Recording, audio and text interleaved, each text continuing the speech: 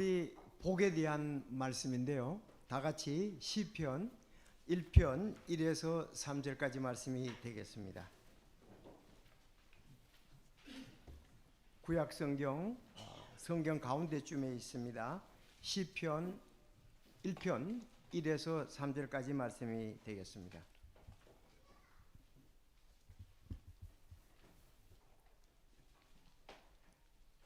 자, 못 찾으신 분은 스크린을 보고 읽으시면 되겠습니다. 자, 1절에서 3절까지 하나님 말씀 다 같이 읽겠습니다. 시작. 하나님을 따르지 않는 자들의 계획대로 걷지 아니하고 죄인의 길에 서지 아니하며 조롱하는 자들의 자리에 앉지 않은 사람은 복이 있나니 그는 율법을 기뻐하며 그분의 율법을 밤낮으로 묵상하는 자로 그가 물 있는 강가에 심은 나무고 제철에 열매를 맺는 나무 같으며 그의 잎사귀 또한 시들지 아니하리로다. 그가 하는 것은 무엇이든지 형통하리로다. 아멘. 다 같이 기도하겠습니다. 하나님 아버지 감사합니다. 피로 값주고 사신 귀한 교회로 인해 주께 영광을 돌립니다. 하나님께서 창조주가 되시고 또 우리의 구원자가 되시니 감사를 드립니다.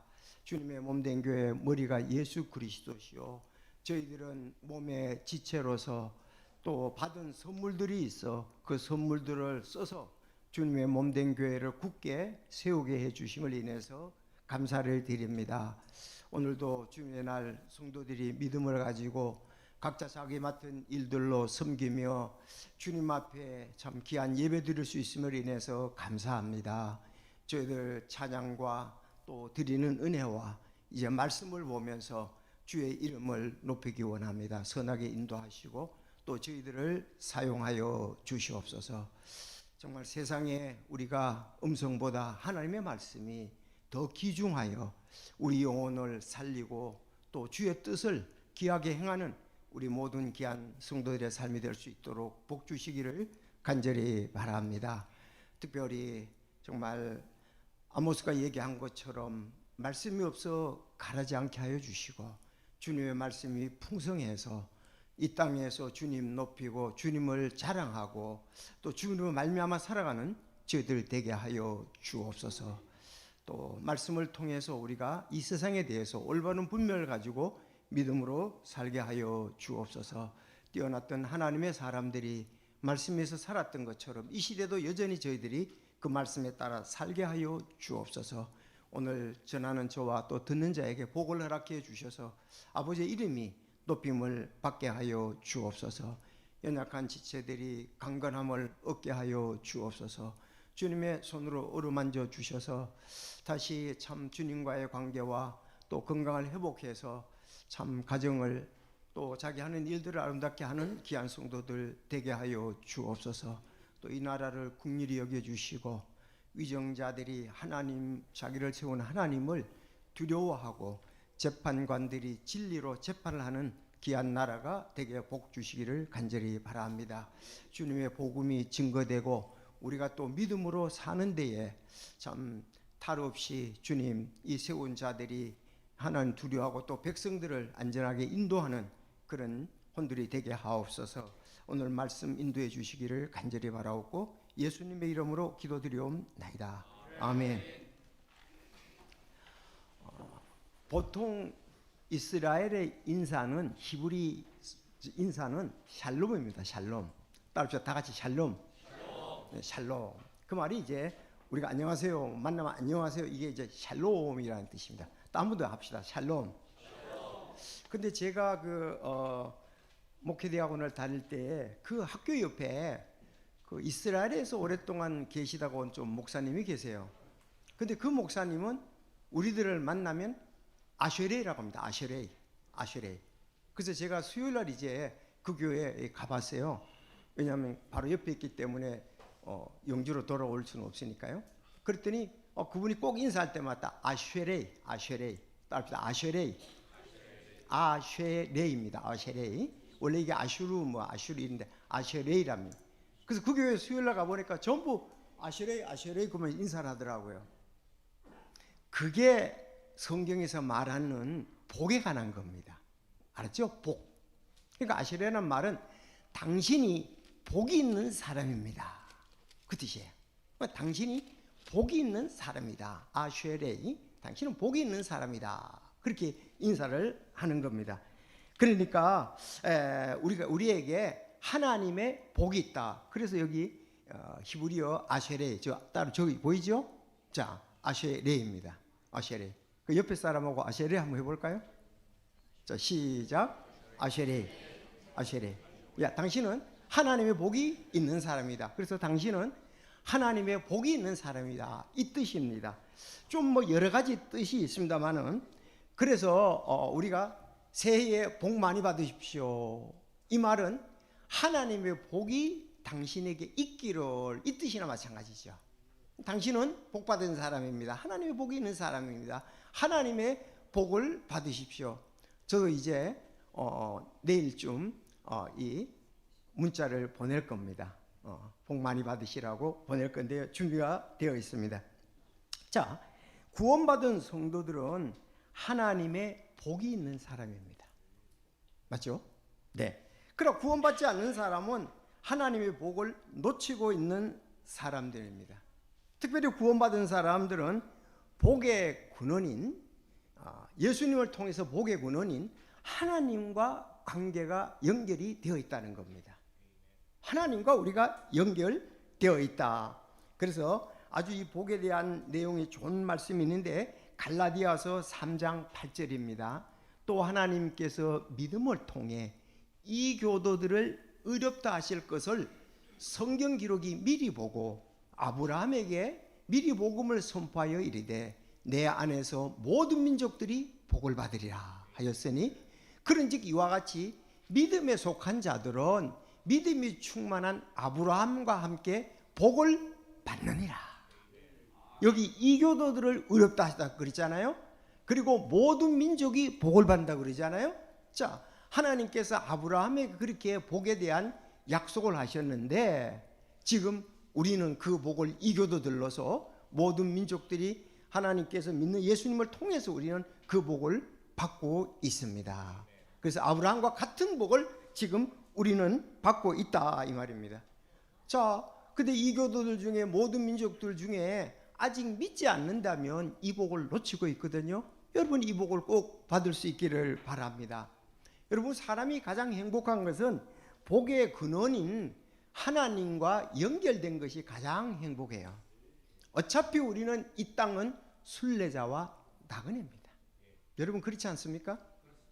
뭐 연세 많으신 분도 계시는데, 뭐 연세 많은 분들이 뭐 계속해서 사시는 건 아니잖아요. 언젠가는 우린 이 땅을 떠나게 될 것입니다. 저 역시 마찬가지입니다. 가깝든지 멀든지 언젠가는 이 땅을 떠나게 되어 있는데, 그때 우리 생명의 근원 대신 영원히 살아계신 하나님 앞에 우리는 갈 것이 아닙니까? 그렇기 때문에 우리는 복이 있는 자인 것입니다. 그래서 갈라디아서 3장 14절에 또 나와 있겠어요. 이것은 아브라함의 복이 누구를 통해서요? 예수 그리스도를 통해서, 예수님을 통해서 이방인들에게 오게 하고, 우리가 믿음을 통해 성령의 약속을, 성령을 약속으로 받게 하려 함이라 그랬습니다. 이 아브라함의 복이 예수님을 통해서 왔습니다. 통해서 이방인들에게, 우린 이스라엘 백성들이 아니잖아요. 우린 이방인들입니다. 예수 그리스도를 통해 아브라함에 오고 성령께서 우리 마음속에 계시게 되는 것입니다. 그래서 이 복 받으십시오, 이 말은 참 하나님의 복이 당신에게 있습니다. 아쉐레이, 아쉐레이, 아쉐레이. 자, 아주 좋은 말입니다. 자, 그러면 오늘 시편이 150편까지 있잖아요. 그런데 시편 1장 1절에서 여기 아쉐레의 복에 대해서 하나님께서 말씀을 하셨습니다. 자, 그래서 제가 이 아쉐레라는 것을 좀 더 의미를 검색해 보니까 이런 말씀도 있더라고요. 하나님께 곧장 나아가다. 하나님께 곧장 나아가고, 그래서 똑바로 걷다. 그러니까 하나님께 나아가는 것을 갖다가 또 복이라고 말씀을 하고 있습니다. 그래서 이 복이라는 것은 하나님과의 관계를 얘기하는 겁니다. 하나님과의 관계를 얘기하는 것이다. 자, 여기 좀 더 설명을 제가 나눠서 이렇게 볼게요. 자, 다음 것 올려주세요. 아세레이 보면, 그래서 이 아세레이라는 말은 하나님과의 바른 관계 속에 있는 이 상태를 우리가 복이다 그랬습니다. 이건 뿌리입니다. 뿌리. 샬롬이라는 것은 그 관계 속에서 흘러나오는 온전한 평강, 형통을 말하고 있습니다. 샬롬은 이 열매라면은 아세레이는 뿌리다 그랬습니다. 그래서 오늘 이 말씀이 벌써 강가에 있는 나무는 그렇지요. 강가에 있는 나무는 그 물에 늘 뿌리 깊게 되어 있기 때문에 그 물을 흡족히 빨아들여서 시들지 않고 싱싱한 것처럼 우리 하나님의 사람들은 하나님과의 관계 속에서 복을 받고 있기 때문에 복의 근원인 그분으로 인해서 우리는 형통하고 입이 시들지 않고 이렇다는 겁니다. 그렇죠? 그래서 아세레는 하나님과의 관계, 복 있는 상태, 뿌리. 샬롬은 거기에서 나오는 평강, 형통, 열매들을 말하는 것입니다. 그래서 시편 34편 8절에 보면 다윗은 오 주께서 선하신 것을 맛보고 알지어다. 오 주께서 선하신 것을 맛보고 알지어다. 다윗은 하나님의 선하심을 맛봤습니다. 여러분, 맛본다는 것은 보는 것하고 다르잖아요. 실제로 이것은 되는 것을 말하지 않습니까? 그분을 신뢰하는 사람은 복이 있도다. 하나님을 신뢰하면 복이 있다 이 말입니다. 자, 우리가 일상에서 말하는 행복 있죠. 이 행복은 사건에 좌우됩니다. 원래 이 행복이라는 단어가 해펀에서 나왔습니다. 해펀, 발생하다, 일어나다, 생기다서 왔는데, 그래서 이 행복이라는 것은 나에게 좋은 일이 발생하면 행복하고 나쁜 일이 발생하면 불행해지는 것이 이 세상의 행복입니다. 아시죠? 그럼 관계 속에서 좋은 일만 생겨야 되는데, 행복이라는 게 좋은 일만 생겨야 되는데 우리가 살아가다 보면 그렇게 되는 것은 아니거든요. 그 세상의 행복은 있다가 없어지고 또 불행도 찾아오고 계속 이런 것이 반복되는 건데, 오늘 성경에서 말하는 것은 이 복은 이 물질적인 풍요, 명예를 떠나서 하나님과의 관계를 기준으로 삼으면서 복이 있다는 겁니다. 그래서 오늘 제목은 복의 근원에 연결된 사람. 여러분, 예수님을 통해서 믿으면 복의 근원에 연결된 사람입니다. 너무 복되지 않습니까? 그래서 복의 근원에 연결된 사람에게는 세 가지가 있는데, 첫째, 복 있는 사람은 세 가지를 하지 않습니다. 아셨죠? 1절에 보면 세 가지를 하지 않는 걸 말하고 있고, 두 번째 복 있는 사람은 말씀을 묵상하면서 산다는 것입니다. 2절, 말씀을 묵상하면서 산다.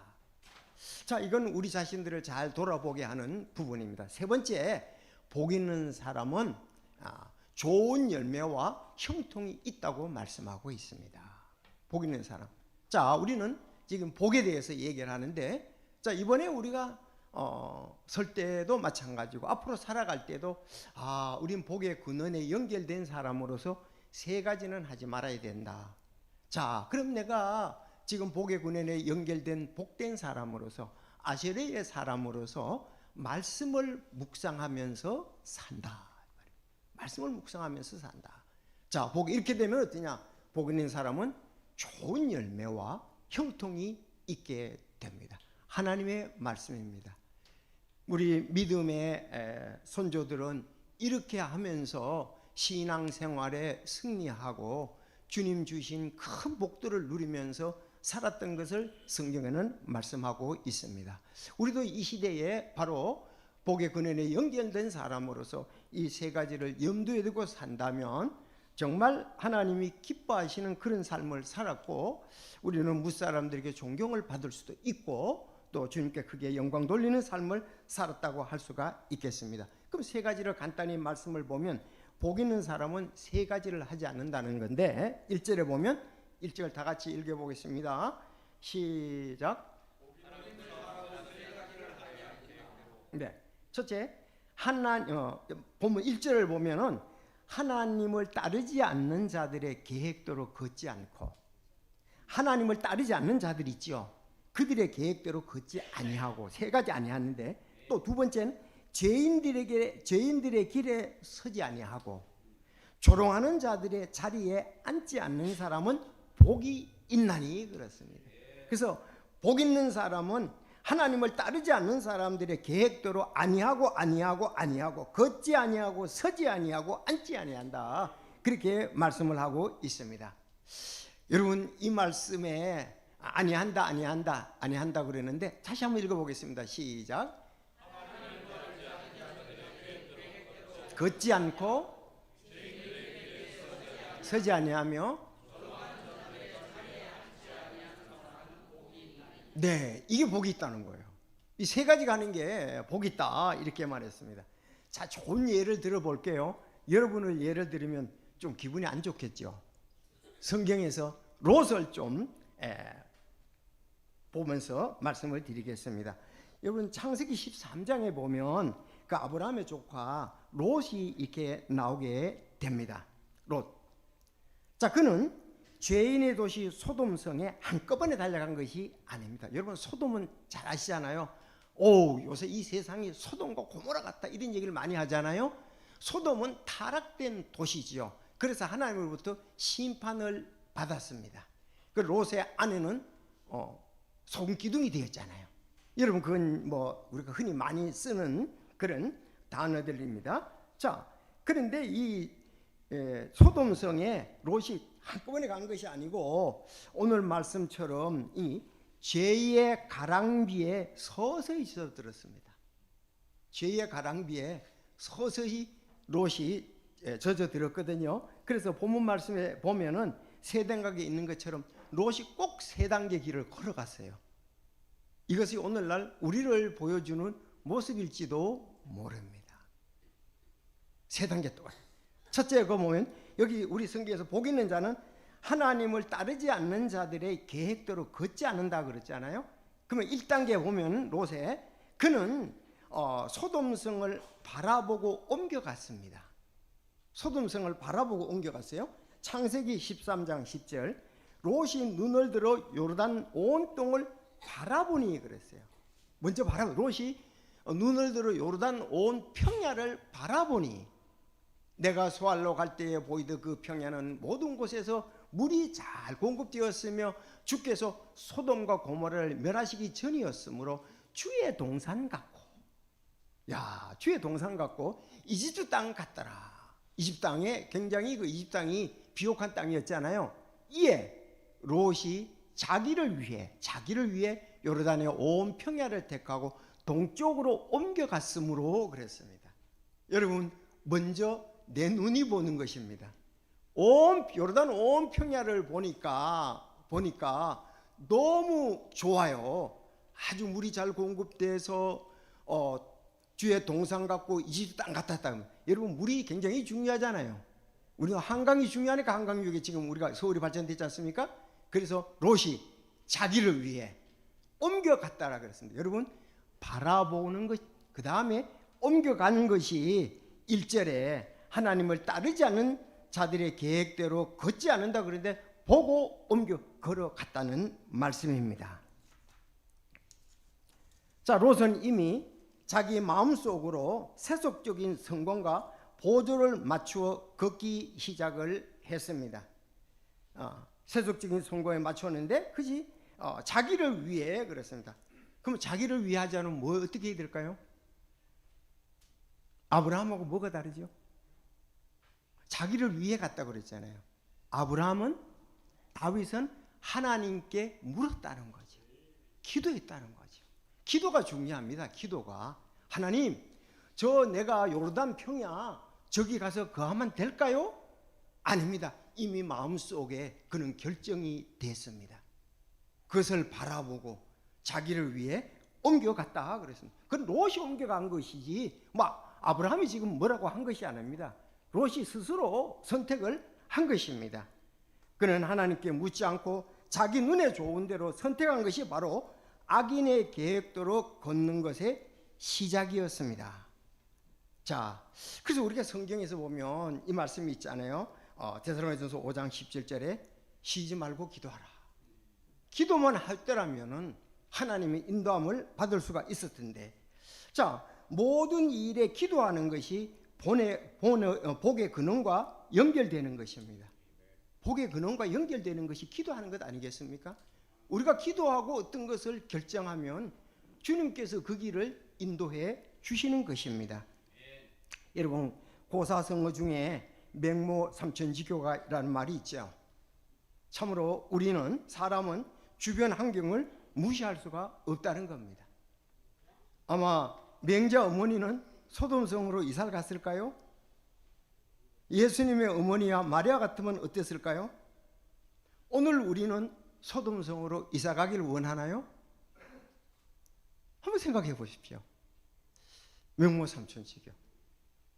글쎄, 그걸로 이사를 갈까? 소돔성으로? 세상 소돔성이 멸망하기 전에 인간의 욕구대로 사는 데는 소돔성이 제일 좋았습니다. 아니, 그 요르단 평야라고 그랬잖아요. 주의 동상 같다고 그랬잖아요. 얼마나 좋습니까? 이집트 땅 같다고 그랬잖아요. 그래서 우리 그리스도인들은 이거에 대해서 좀 잘 생각해 볼 필요가 있습니다. 오늘날 우리도 소돔성으로 이사를 가려고 하지는 않은지, 이게 큰 퀘스천 마크를 우리가 달 필요가 있습니다. 자, 우리는 어디를 가든지 아셔레의 복이 있는 자로서 하나님께 기도부터 하면 해결될 것입니다. 두 번째 똑같아요. 두 번째, 이 복이 있는 자가 하지 않는 것이 뭐냐면 죄인의 길에 서지 않는다 그랬잖아요. 오늘 첫 번째, 두 번째 죄인의 길에 서는. 자, 이 단계는 죄의 근처에 서는 것이 롯이 문제가 됐습니다. 롯은 소돔을 향해 드디어 장막을 쳤습니다. 두 번째. 야, 성경은 어떻게 이렇게 정확히 잘 말씀하고 있는지요. 창세기 12장 13장 12절에 보면, 자, 다 같이 읽어보겠습니다. 시작.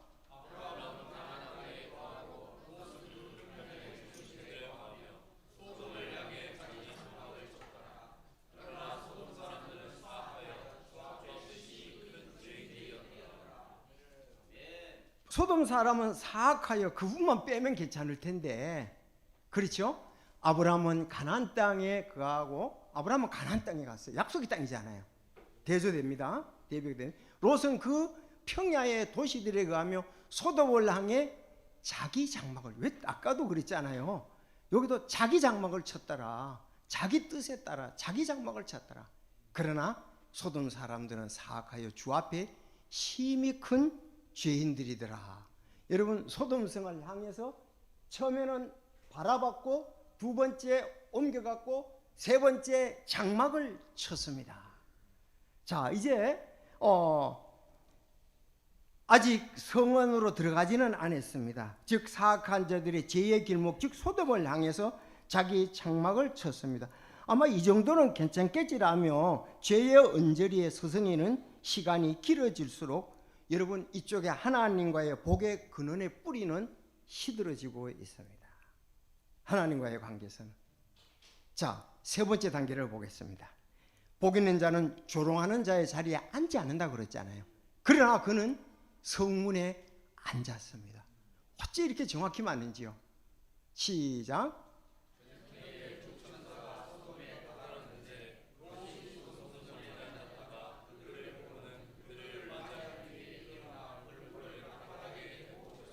네, 이제 세 번째, 그는 정체성을 잃고 성에 정착하는 사람이 되었습니다. 여기 성문에 앉았다는 말이 상당히 그 의미가 있는 말이거든요. 그 당시에 사람들은 성문이라는 게 단순히 출입구가 아니고 공정한 재판, 공적인 재판, 또 상거래, 정치적 의사 결정이 이루어지는 것이 이 성문이었습니다. 자, 그러니까 여기 성문에 앉았다는 것은 롯이 거기 들어가서 처음에는 성문을 향해서 장막을 쳤지만은 이제는 상당한 지위에 올라갔음을 볼 수가 있습니다. 그는 거기에 유력 인사가나 혹시 재판관이나 유력 장로들이 그 위치에 올라갔음을 아마 의미하는 것으로도 볼 수가 있습니다. 롯은 처음에는 소돔 근처에 장막을 쳤으나 이제는 성문에 앉을 만큼 그 도시의 중심 세력과 깊이 결탁하고 사회적 지위를 얻었다는 것을 볼 수가 있습니다. 자, 우리는 이것을 뭐 어떤 때는 세상에서 성공했다고 얘기할 수도 있죠. 그렇지만 그는 복의 근원인 하나님과의 관계는 거의 이제 메말라 시들어지기 시작을 했습니다. 여러분, 이렇게 되니까 어떠냐 하면 성경에 잘 나와 있습니다. 창세기 19장 14절에 보면 롯이 나가서 자기 딸들과 결혼한 자기 사위들에게 말을 이래 주께서 이 도시를 멸하시리니 너희는 이라 이것을 떠나라 하였으나 그의 사위들은 그를 농담하는 자로 여겼더라. 아버지 갑자기 왜 그러십니까? 그런 거예요. 사위들이. 왜? 거기에 푹 빠져 있으니까. 하나님의 사람으로서 역량을 드러내지 못한 것을 볼 수가 있습니다. 여러분, 사위들이 농담을 이겼다는 말이 참 우리에게 생각을 이렇게 하게 하는 부분이 아니겠습니까? 야, 하나님께서 이 도시를 멸할 거야. 얼른 일어나서 이 사람을 떠나야 돼. 그랬더니 뭐 하나님이요? 뭐 하나님이 그렇게 심판을 하신 분이 계셨습니까? 그의 말이 그야말로 영향력이 없게 되었습니다. 아유, 장인어른 왜 그러십니까? 농담. 참, 이 부분이 우리 그리스도인들의 하나의 정체성을 밝혀주는 거나 다름이 없습니다. 여러분, 성경에 보면 롯이 의로운 사람이라고 얘기를 하고 있습니다. 의로운 사람이라고. 그는 하나님과의 복의 근원을 가지고 있던 사람입니다. 그런데 이제 복의 근원의 줄이 이제 물줄기처럼 다 시들어져서 메마른 땅과 같이 되었고, 세상에서는 지위를 얻었지만 하나님 앞에서는 그는 메마른 가운데 있는 것이 틀림이 없습니다. 여러분, 여기 우리는 어디를 가든지 오늘 말씀을 통해서 보면 복 있는 사람은 세 가지를 하지 아니해야 됩니다.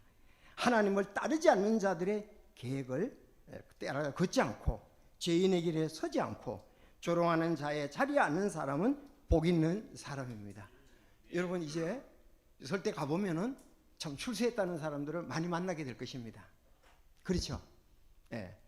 그러나 우리의 진정한 복은 하나님과의 관계가 있다는 걸 아시고, 그가 한 노력은 칭찬해 주되 그런 부분에 대해서 우리는 요동할 필요가 없습니다. 하나님 보시기에 우리 구원받은 자들이기 때문에 그렇습니다. 세상은 육신의 정욕과 안목의 정욕과 인생의 자랑에 의해서 살지만 우리 그리스도인들은 그런 거 아니지 않습니까?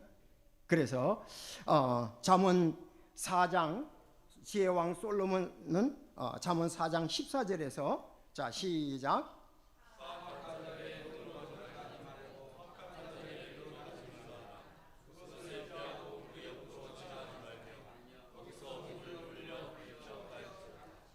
네, 사악한 자들의 행로로 들어가지 말고 악한 자들의 길로 다니지 말라. 그것을 피하고 그 옆으로 지나가며 거기에 몸을 돌려 비켜갈지어다. 그렇게 말씀을 하고 있습니다.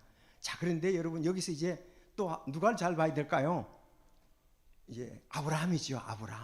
아브라함은 어떻게 됐을까요? 아브라함은 아까 처음에 볼 때 약속의 땅에 있었다 그랬잖아요.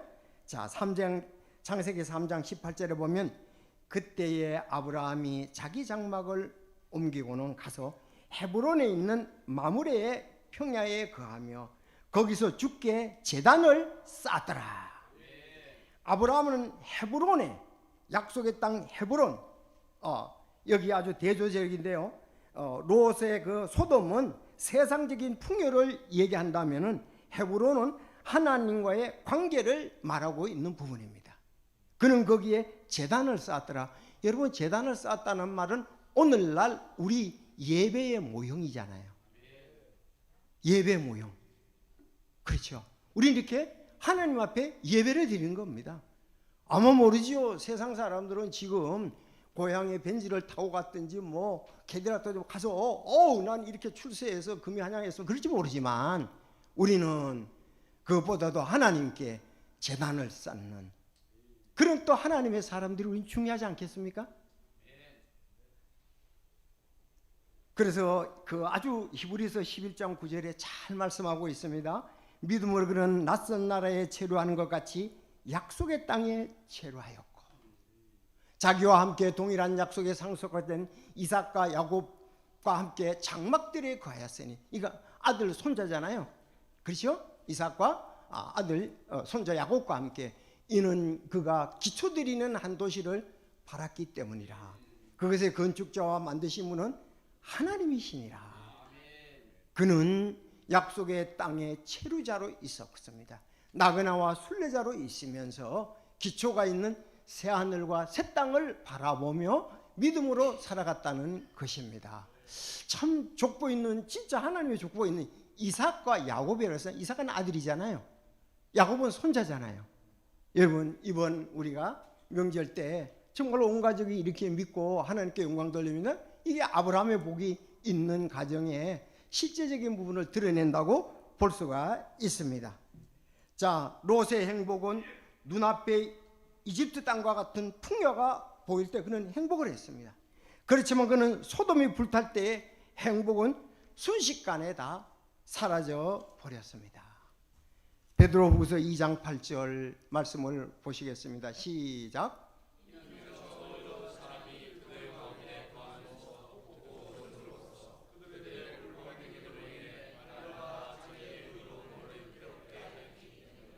네, 자기의 의로운 혼을 괴롭게 하기 때문이라 그랬습니다.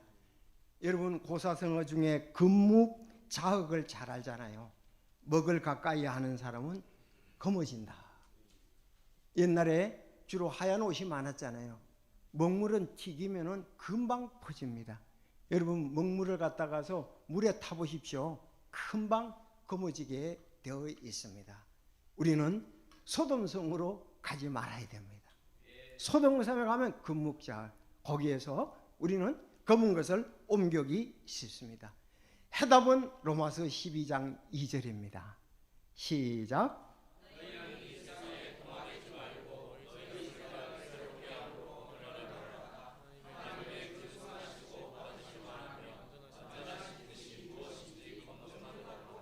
네, 복 있는 사람은 하나님을 따르지 않는 죄인의 계획대로 걷지 않고 서지 않고 조롱의 자리에 앉지 않는 사람입니다. 근데 마귀 사탄과 세상은 끊임없이 우리에게 자기의 계획, 즉 가치관을 따르라고 계속 유혹을 하고 있습니다. 여기에서 하와가 실패를 했잖아요. 하와의 실패는 또 예수님의 승리, 지난 수요일 날 이제 우리 김동규 전사님이 설교를 했었는데, 그 마태복음 4장 3절에서 10절, 예수님을 그 유혹한 사탄에서 그는 말씀으로 물리치고 승리를 하신 것이 우리의 본이 되지 않습니까? 하와는 하나님의 말씀을 따르지 않았습니다. 남편의 말을 따르지 않았습니다. 그러므로 그는 실패하고 결국은 온 인류를 죄인으로 만드는데 거기 역할을 했던 것이 하와가 아닙니까? 그래서 우리는 하나님의 말씀을 따르는 자들이 되어야 되는데, 두 번째 간단히 말씀드리겠습니다. 복 있는 사람은 말씀은 묵상하면서 삽니다. 자, 주의 율법을 기뻐하며 그분의 율법을 밤낮으로 묵상하는 자로다 그랬습니다. 이게 이 말씀을 보는 것이 너무 무거운 짐이 되면 안 되잖아요. 그런데 처음엔 육신과에는 어차피 전투가 있습니다. 말씀을 보는 것이. 그렇지만 어느 정도 말씀을 가까이 하면은, 야, 그 말씀이 내게 기쁨이 된다. 아니, 우리가 말씀 안 보기 시작하면 계속 안 봅니다. 또 보기 시작하면 또 계속 보거든요. 그런데 어느 정도의 부담은 될 수가 있어요. 시간상 말씀을 보는 부재. 그러나 좀 하게 되면은 율법이 기뻐하고 그분의 율법을 밤낮으로 묵상하게 되면 승리할 수가 있습니다. 그래서 이 말씀을 기록한 시인은, 1편을 기록한 시인은 119편 9절에서도 오, 내가 주의 법을 얼마나 사랑하는지, 아까는 기뻐한다고 그랬는데 이번에 얼마나 사랑하는지요. 그 법이 종일토록 내 묵상거리니다 그랬어요. 여러분, 말씀이 없으면 분별력이 없게 되고요, 말씀이 없으면 하나님의 뜻을 따를 수가 없는 것은 자명한 일입니다. 우리가 특히 우리는 교회에서 참 메리 양식 스가랴를 읽고 우리는 말씀을 암송합니다. 암송하는 건 그 잠자리에서도 암송하고 일어나서도 암송하고 걸어갈 때도 암송하고 차를 운전할 때도 암송하고, 암송을 할 때에 하나님을 기쁘시게 하는 게 뭔지 우리가 분별력을 가질 수가 있습니다. 말씀을 보지 아니하면 하나님의 뜻을 따르기보다는 자기 생각 따라 살 수가 있습니다. 자기 판단에 의해서 살 수가 있습니다. 여러분, 이 시인의 삶과 여호수아는 같잖아요. 아마 이 시인은 나중에 아마 여호수아가 롤 모델이 된 것 같습니다. 롤 모델이. 왜? 그는 그랬잖아요. 밤낮으로 묵상하여 그 가운데 기록된 대로 지켜 행하라. 그리하면 내 길을 순탄하게 할 것이며 그러면 내가 크게 성공을 얻으리라. 이 여호수아가 롤 모델이 될 수 있었다는 거죠. 오늘 시편 1편이. 여러분, 우리의 승리는 말씀과 함께 할 때 진정한 승리를 얻을 수가 있습니다. 시편 119편 23절에도 통치자들도 앉아서 나를 비방하여 싸우나 주의 종은 주의 법규를 묵상하나이다. 세상 사람들이 우리를 비방하고 그랬습니다. 그러나 주의 종은 묵상하나이다. 여러분들이 아마 묵상하는 장면이 지금 이 자리에 있어도 여러분의 머릿속에 있을 거예요. 내가 어디서 하나님의 말씀을 묵상하고 내가 어디서 하나님에 위해서 기도를 하고 있는지. 저는 제 방이 좋습니다. 말씀을 보고 의자에 있던 방석을 밑으로 내려놓고 거기서 기도하면 내 기도하는 그 시간, 그때가 가장 즐겁다. 이런 찬송이 우리에게도 간증으로 나타났죠. 사람들이 많이 기도를 해야 된다, 기도해야 된다 많이 하는데 실제로 하는 사람들이 그렇게 많지는 않습니다. 말씀을 봐야 되지 하면 그렇게 많이 보는 사람이 많지는 않습니다. 우리가 그러나 진정 다른 사람을 평가하는 데는 아주 우리 그렇지만 자기를 평가하는 데는 좀 이렇게 아주 약소한 부분이 있거든요. 그러지 말고 말씀을 보고 무릎을 꿇고 기도를 하시고 우리가 말씀을 따른다면 승리의 삶, 오늘 여기 있는 것처럼 승리의 삶을 살 수 있게 되리라고 믿습니다. 여러분, 그래서 우리가 말씀을 묵상하고 기도하는 이런 실제적인 그런 것을 할 때는 복의 약속이 우리 것이 되고 세상의 성공의 소리, 세상의 사람의 소리보다 주님의 음성이 더 커야 될 줄로 믿습니다. 예수님도 그렇게 살으셨거든요. 예수님 살으실 때도요, 너무 나라에 큰 소리들이 많았습니다. 바리새인도 소리도 있었고 사두개인의 소리도 있었고 에세네파 소리도 있었고 열심당원의 소리가 있었는데 그는 하나님의 말씀을 듣고 승리하면서 살으셨습니다. 이게 우리 그리스도인들이 가야 할 길이라고 믿습니다. 계시록에도 이 대언의 말씀을 읽는 자와 듣고 그 안에 기록된 것들을 지키는 자들은 복이 있나니 이는 때가 가깝기 때문이라.